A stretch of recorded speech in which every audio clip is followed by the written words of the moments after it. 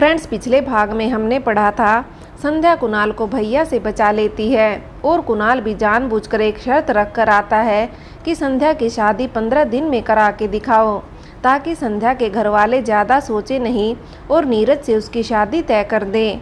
कुणाल चले जाता है और रास्ते में पूजा नाम की लड़की को कुछ गुंडों से बचाता है और घर तक छोड़ के भी आता है। अब खुद भी घर की तरफ जाने लगता है।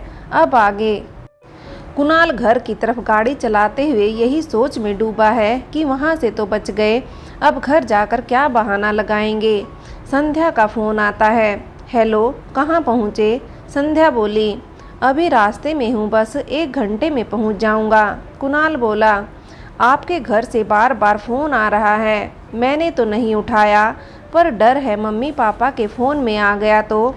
संध्या डर जताते हुए बोली, आप अपने मम्मी पापा के फ़ोन से उनका नंबर डिलीट कर दो। कुणाल बोला, इससे क्या फ़र्क पड़ेगा, फ़ोन तो आ ही सकता है फिर भी। संध्या बोली, पहले ब्लॉक कर देना फिर डिलीट करना, वैसे भी मेरे मम्मी पापा के फ़ोन में नहीं है आपके अलावा आपके किसी घर वालों का नंबर, मैंने कल ही डिलीट कर दिया था। कुणाल बोला, ठीक है मैं कर दूंगी, आप क्या बहाना लगाओगे अपने घर? संध्या ने सवाल किया। उसकी फिक्र तुम मत करो, बस किसी का फ़ोन मत उठाना, कुणाल ने जवाब दिया। फिर भी बता तो दो, संध्या फिर से बोली। मेरी छोड़ो, तुम बताओ वहाँ क्या चल रहा है, कैसा माहौल है अभी? कुणाल ने पूछा। सब उल्टा हो गया यार, मुझे लगा था भैया को लड़का नहीं मिलेगा और वो मुझसे पूछेंगे तो मैं बताऊंगी नीरज के बारे में, मगर संध्या रुक गई। मगर क्या, मिल गया कोई और लड़का? कुणाल ने खुद ही अनुमान लगाते हुए उसके वाक्य को पूरा किया। हाँ, कल ही आ रहा है अपनी फैमिली के साथ, पापा और भाई आज उसके घर जाएंगे शाम को और फिर कल वो लोग आएंगे। संध्या रुआंसी सी होकर बोली, इसमें कौन सी बड़ी बात है, कर लेना शादी और फिर तलाक ले लेना। कुणाल ने हंसाने के लिए मजाक में बोला, मगर संध्या को ये बात चुभ गई और उसने फ़ोन काट दिया। कुणाल दोबारा फ़ोन करता है मगर वो उठाती नहीं है। अब घर जाकर आराम से शाम को करूँगा फ़ोन, जब उसकी याद आएगी, कुणाल मन ही मन सोचता है। कुणाल घर पहुँचा। गाड़ी को रोकते हुए उसने तेज़ हॉर्न बजाया, इस उम्मीद में कि रोज़ की तरह गेट खुलेगा। गेट नहीं खुला तो याद आया, गेट खोलने वाली को तो वो छोड़ आया है। कुणाल ने गाड़ी से उतरकर गेट खोला और गाड़ी पार्क की और सीधे ऊपर अपने कमरे में जाने लगा। इधर आ पहले, सुदेश ने आवाज़ लगाई। कुणाल ने माँ की आवाज़ सुनी तो पहले वॉशरूम जाकर अपना हाथ मुँह धो लाया, क्योंकि उसे पता था मुंह में स्क्रैच और होठ में खून लगा है। कमरे में प्रवेश किया जहां मम्मी पापा दोनों खड़े थे। उसने मम्मी के पैर छुए तो मम्मी हमेशा की तरह बोली, बस बस जीते रह बेटा। फिर पापा के पैर छुए। पापा का आशीर्वाद अनोखा था। जैसे ही पापा के पैर छू के खड़ा हुआ, उसके गीले गाल पर जोरदार तमाचा बजा, जिसमें से बहकर पानी गर्दन की तरफ जा रहा था। कुछ छींटे पानी के सुदेश पर भी गिरे, जिसे पोंछते हुए सुदेश ने दूसरे गाल पर आशीर्वाद देने से रोक दिया। नालायक, क्या इसीलिए शादी कराई थी तेरी? क्या यही दिन देखना बाकी रह गया था? कमल ने ऊंची आवाज़ में कहा। कुणाल के कुछ समझ नहीं आया कि आखिर इन्हें कैसे पता लगा होगा। वो गाल पर हाथ रखकर इंतजार करने लगा पापा के अगले प्रहार का। चुप क्यों खड़ा है? अब क्यों सांप सूंघ गया तुझे? गुस्से में लाल कमल बोला। मैंने नहीं बोला था, मेरी ज़बरदस्ती शादी करो, आप लोग ही लगे थे शादी कर। कुणाल भी थोड़ा गुस्से में बोला। एक बार भी पूछने की ज़रूरत नहीं समझी, हम दुश्मन नहीं हैं तेरे, बताता तो सही आखिर बात क्या हुई जो इतना बड़ा फैसला चुपके कर लिया। सुदेश बोली, अब बड़ा हो गया तेरा लाडला, इसे किसी की ज़रूरत नहीं है, हम लोगों की भी नहीं।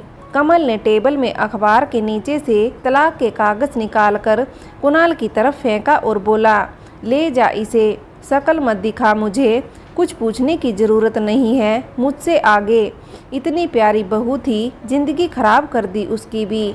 मुझे कोई फ़र्क नहीं पड़ता उसकी ज़िंदगी खराब हो या अच्छी, अब उसकी बात मेरे सामने करने की ज़रूरत नहीं है। कहते हुए कुणाल अपने कमरे में चला गया। जा जा तुझे मिली थी, कदर नहीं की, अब देखूंगा तेरा धुआं, हद से ज़्यादा बड़ा हो गया है तू, कमल आवाज़ देते हुए फिर बोला। कुणाल ने अब सब कुछ अनसुना कर दिया और अपने कमरे में चला गया और जाकर पलंग पर लेट गया और सोचने लगा, अच्छा हुआ मम्मी पापा को खुद पता चल गया, वरना मुझ में इतनी हिम्मत नहीं थी कि मैं बता सकता। कुणाल के पापा मम्मी आपस में झगड़ रहे थे, अब भी एक दूसरे पर लड़के को बिगाड़ने का इल्ज़ाम लगा रहे थे। वो तो अच्छा हुआ आज मैं उनके कमरे की डस्टिंग करने चली गई, ड्रोल में मुझे वो पेपर दिख गए, वरना हम तो अंधेरे में ही रहते, हमें पता नहीं चलता। सुदेश बोली, पता चल भी गया तो क्या कर लिया, जो होना था वो तो हो चुका है। कमल ने कहा, लड़का ही खराब है हमारा, वो तो अपनी शादी की फ़ोटो भी ले गई। सुबह जब चाय देने गई तो मैंने देखा कि दीवार पर फ़ोटो नहीं है, पूछने पर उसने बताया कि फ्रेम चेंज करने दिया है। सुदेश बोली, उनकी आवाज़ ऊपर कमरे में साफ सुनाई दे रही थी। कुणाल ने दीवार की तरफ देखा, वो शादी की फ़ोटो गायब थी, जिसे लगाते समय संध्या लगाने से इनकार करते हुए बोली थी, क्यों अपनी बर्बादी को यादगार बना रहे हो। कुणाल उठा और अलमारी से उस फोटो को निकालकर वापस वहीं पर टांग दी और मन ही मन बोला, इस फोटो पर सिर्फ मेरा हक है। दरअसल कुणाल जब सुबह उसका बैग ले जाने आया तो उसकी नज़र खाली दीवार पर पड़ी। उसने बैग में ढूंढा और बैग से वह फ़ोटो निकालकर अलमारी में छिपा दी थी। अब फिर से पलंग में लेट गया और उसकी आंख लग गई और सो गया, क्योंकि अब उसे कोई टेंशन नहीं थी। सब जानते हैं उनका तलाक हो गया है, बस टेंशन है तो संध्या की शादी नीरज के अलावा किसी और से ना कर दे विशाल। दूसरी तरफ विशाल और सुरेश दोनों किसी लड़के से बात करने गए हैं। संध्या घर पर परेशान बैठी थी, उसे कुणाल की बात याद आ रही थी। इसमें कौन सी बड़ी बात है, कर लेना शादी और फिर तलाक ले लेना। उसे इसलिए नहीं बुरा लगा कि कुणाल ने उसे ऐसा बोला। क्यों बोला? उसे बुरा ये लग रहा था कि मैंने उस इंसान को धोखा दिया जिसने मेरे लिए सारे इल्ज़ाम लिए, इतनी मार खाई, इतनी गालियाँ खाई, इतनी बेइज्जती सहन की, सिर्फ मेरे लिए। आखिर उसने साबित कर दिया कि एक अच्छा दोस्त कभी साथ नहीं छोड़ता और मैं हूँ कि फिर उसे याद आता है कि ये तो उसकी आदत है। ससुराल में भी हर छोटी छोटी गलतियों का इल्ज़ाम अपने सिर पर ले लेता था और जब मैं पूछती थी कि गलती मेरी थी तो आपने झूठ बोला क्यों? 4 दिन की मेहमान हो, खुश रहा करो, तभी तो मेरी याद आएगी जब मैं कुछ याद रखने लायक करूँगा। वैसे भी नीरज ने आपकी जिम्मेदारी दी है मुझे, उसकी अमानत हो तुम, गिरवी हो मेरे पास। कुणाल का जवाब होता था। नीरज का फ़ोन आता है। हेलो, कैसे हो? नीरज बोला, मैं तो ठीक हूँ, तुम बताओ। संध्या ने कहा, क्या बात बनी? नीरज ने सवाल किया। अरे यार, पापा भाई गए हैं किसी लड़के के घर, बताकर भी नहीं गए कहाँ जा रहे हैं। अगर कहीं और शादी तय कर दी तो सोचकर परेशान हूँ मैं। संध्या बोली, अगर ऐसा हुआ तो हम भागकर शादी कर लेंगे। नीरज बोला, भागकर करना होता तो इतना बड़ा रिस्क लेता कौन, पहले ही कर लेते। संध्या बोली, और क्या करे यार, अब नहीं होता इंतज़ार, मैं जी नहीं पाऊँगा अगर फिर से हम जुदा हुए तो। नीरज बोला, देख जीने मरने की बात मत किया कर, मैं अगर तेरे बिना जी पाती तो तलाक क्यों लेती। मुझे भी तुमसे प्यार है और तुमसे शादी करनी है, तभी तो ये कदम उठाया। संध्या बोली। संध्या को कुणाल का फ़ोन आ रहा था।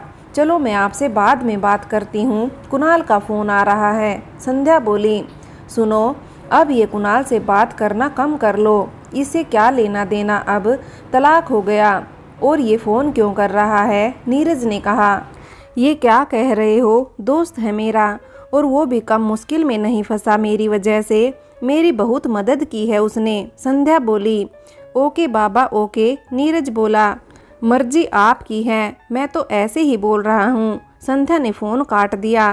तब तक कुणाल का फ़ोन भी कट गया। अब संध्या ने फ़ोन किया तो सूरज ने नहीं उठाया। संध्या को लगा शायद गुस्सा हो गया, लेकिन ऐसा नहीं था। कुणाल की मम्मी कुणाल को खाना देने आई थी, ऐसे में संध्या का फ़ोन कैसे उठाता। वो हाथ धोने बाहर चले गया, फ़ोन अंदर छोड़कर।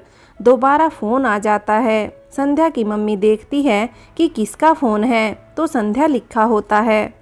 सुदेश फ़ोन उठाकर चुप रहती है, इंतज़ार करती है वो कुछ बोले। फ़ोन क्यों नहीं उठा रहे हो? पता है मैं आपके बारे में ही सोच रही थी, आपकी बहुत याद आ रही है आज मुझे। आपको नहीं आ रही क्या? संध्या बोली। कुणाल को आते देख सुदेश ने जल्दी से फ़ोन काट के रख दिया। संध्या को लगा कुणाल ज़्यादा ही गुस्सा हो गया। संध्या को बहुत बुरा लग रहा था, टेंशन भी थी कि कुणाल के यहाँ न जाने कैसा माहौल होगा आज। एक तो भाई और पापा अभी तक नहीं आए थे, रात हो चुकी थी। उमा भी टेंशन लेने लगी, लगता है आज बात पक्की करके ही आएंगे। उमा बोली, लेकिन गए कहाँ हैं? संध्या ने माँ से पूछा। मुझे भी नहीं बता कर गए कुछ, उमा बोली। संध्या को भूख नहीं थी, वो अपने कमरे में सोने चली गई। उमा उन लोगों का इंतजार करती रही और जब वो आए उन्हें खाना खिलाया, खुद खाया और उनसे पूछा, बनी क्या बात? विशाल बोला, कल आकर लड़की देखेंगे, बात करेंगे उससे, फिर बनेगी बात। उमा बोली, बताया तो है ना, तलाकशुदा है। विशाल बोला, हाँ वो जानते हैं, इतनी जल्दी क्या है, धीरे धीरे सब ठीक हो जाता। अगर वो 2 दिन में शादी करो बोलता तो क्या कर लेते, उसकी बातों में इतना सिरदर्द क्यों ले रहे हो? उमा बोली, एक फौजी को चैलेंज किया है उसने और फौजी कभी हार नहीं मानता। तुम इंतजार करो कल सुबह का, बोलकर विशाल अपने कमरे में सोने चला गया। इधर संध्या अपने बेड के इर्द गिर्द घूमकर यही सोच रही थी कि कल पता नहीं क्या होगा। कुछ ऐसा करना होगा कि वो लोग शादी के लिए मना कर दें, ताकि उसकी शादी उसके प्यार से हो सके, नीरज से हो सके। दूसरी तरफ कुणाल ने अपनी माँ को जाने को कहा कि मैं खा लूँगा, आप सो जाओ, ये प्लेट यहीं छिपा लेना, तेरे पापा से छिप कर लाई हूँ खाना, कहकर सुदेश वहाँ से चली गई। कुणाल पहला निवाला मुंह में ही डाल रहा था कि उसे संध्या की याद आई। पता नहीं उसने खाया भी होगा या नहीं। कुणाल खुद से बोला, निवाला हाथ में ही था और वो ख्यालों में खो गया। कैसे एक दिन नीरज से फ़ोन पर झगड़ा होने पर संध्या ने खाना नहीं खाया था। अगर तुम नहीं खाओगे तो मैं भी नहीं खाऊंगा। कुणाल बोला, तुम क्यों नहीं खा रहे? सच्ची बोल रही हूँ, मुझे भूख नहीं है। संध्या बोली, अरे आपका पेट तो एकदम खाली है, कुछ नहीं है इसमें। कुणाल उसके पेट को उंगली से दबाते हुए मजाक करते हुए बोला, जैसे कि अक्सर छोटे बच्चों से बोला करते हैं। संध्या को गुदगुदी बहुत लगती थी, अभी तक उदास बैठी अचानक हंसते हुए बोली, प्लीज आप खाना खा लो ना। कुणाल भी अपने हाथ बांधकर मुंह फुलाकर बैठ गया। संध्या ने उसका पेट उंगली से दबाया, मगर कुणाल नहीं हंसा। उसे गुदगुदी नहीं लगी तो संध्या दोनों हाथ से कुणाल को गुदगुदी करने लगी। कुणाल गुदगुदाहट से उछल पड़ा और संध्या को भी गुदगुदी करने लगा। अब दोनों एक दूसरे को गुदगुदा रहे थे। पूरे कमरे में हंसी का माहौल गूंज रहा था। एक दूसरे से बचने के लिए भाग रहे थे तो कभी और एक दूसरे का पीछा कर रहे थे। तब तक गुदगुदाते रहे जब तक आंखों में आंसू नहीं आ गए।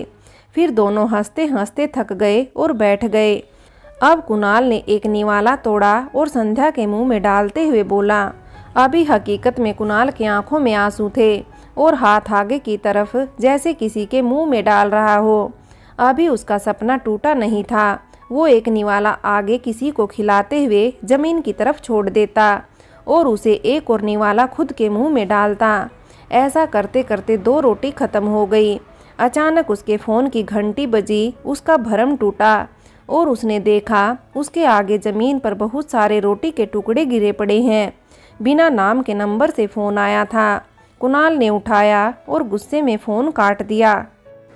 फ्रेंड्स, आगे की कहानी के लिए कहानी का अगला भाग देखें।